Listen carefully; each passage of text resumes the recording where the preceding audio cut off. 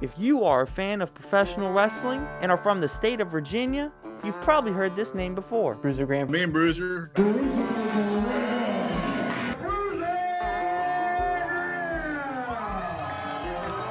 Born and raised in Appomattox, Virginia, Troy Loveday, or Bruiser Graham to most, has done everything in the professional wrestling business. Whether that's wrestling big names in the ring or bringing in big names to his professional wrestling promotion, the BWF.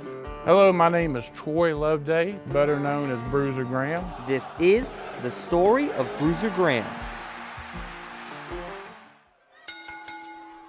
Before taking slams in the ring, Bruiser showcased his athleticism in a completely different sport, and that sport was tennis. The first time I picked up a racket, I didn't know I was kind of a natural at it. I never had lessons, nothing, Picked it up in 10th grade. I beat the number 2 seed on Appomattox the first time I played him, and so I just got into tennis at that point. I started practicing, started playing, and then even had an offer. I believe the college was Wittenberg in Ohio to go there on a tennis scholarship. And I opted for Longwood basically because I could go to Longwood based on my academics for free. So I went to Longwood, plus it was close to home. So that was another major plus for me. It introduced me to the traveling aspect of it, which I would become later, would help me in wrestling because me and my mentor, Jimmy Valiant, Boogie Woogie Man, who is a WWE Hall of Famer, we traveled all over the country. So the tennis, being at Longwood, tennis, traveling, that started my kind of life as a gypsy on the road.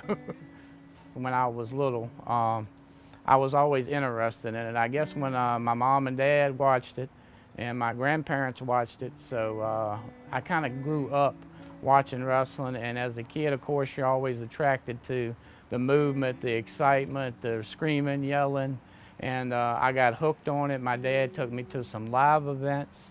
I was more of a bad guy fan, so when he took me to one event, which my favorite bad guy, who was the Super Destroyer at the time, lost, I cried.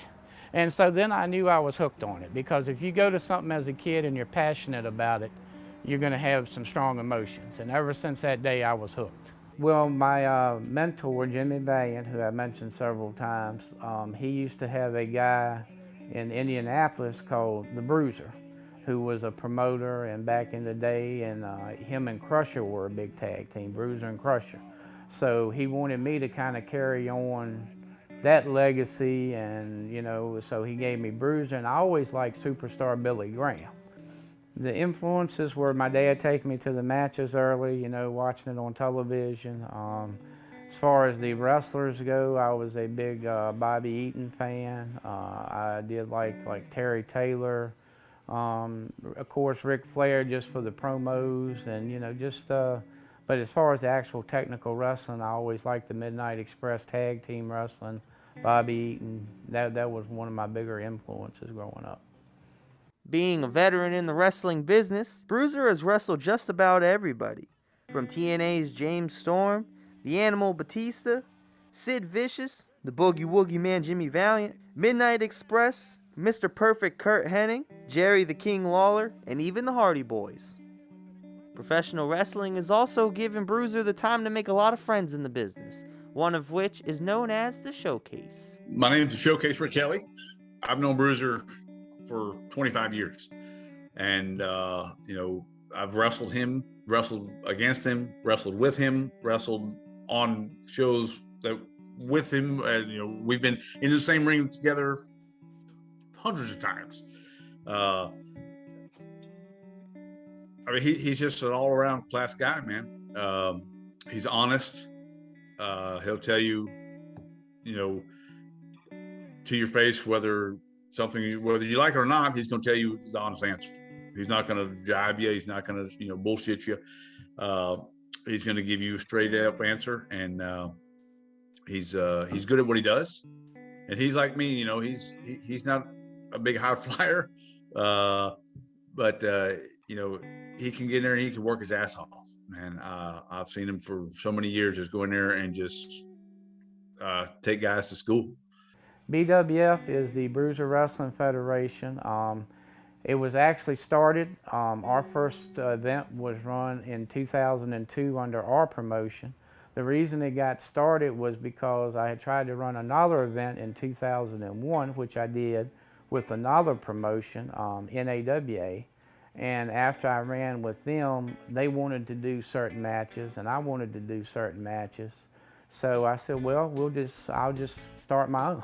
You know, if you don't like who you're working for, you know, you work for yourself. So that's kind of what I did. And with Boogie's help, me and my dad just kind of figured out how to start our own promotion. So that's where we had first originated.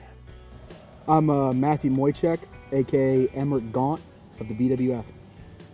And I'm Brandon Moychek, aka Taryn Gaunt of BWF, and we have a little tag team known as The Guard.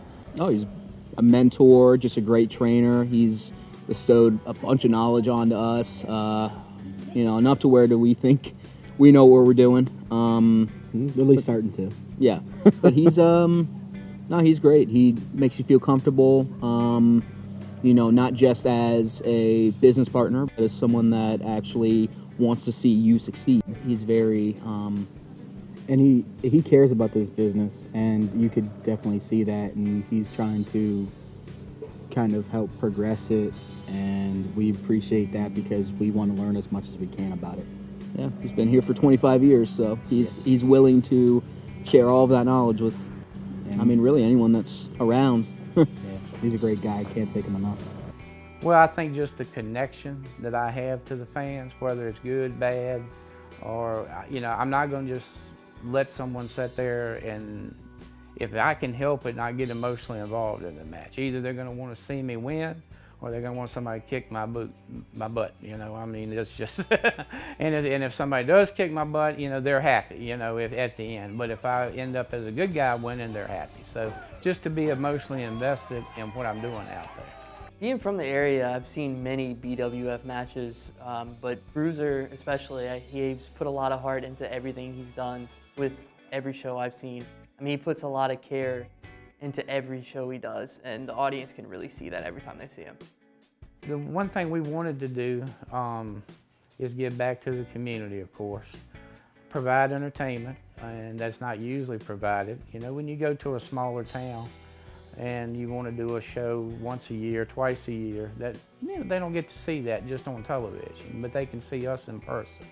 And also, when you're doing it, you want to do it for a fundraiser. I mean, 99% of everything we've done has been for fire departments, booster clubs at schools. We've raised money for Relay for Life, which is for cancer research, which a lot of my dad's family had cancer, and that's one of the reasons we're very passionate about doing that for Relay for Life. And just, you know, anything we can give back to the community, the organizations, as I said, the fire department, schools.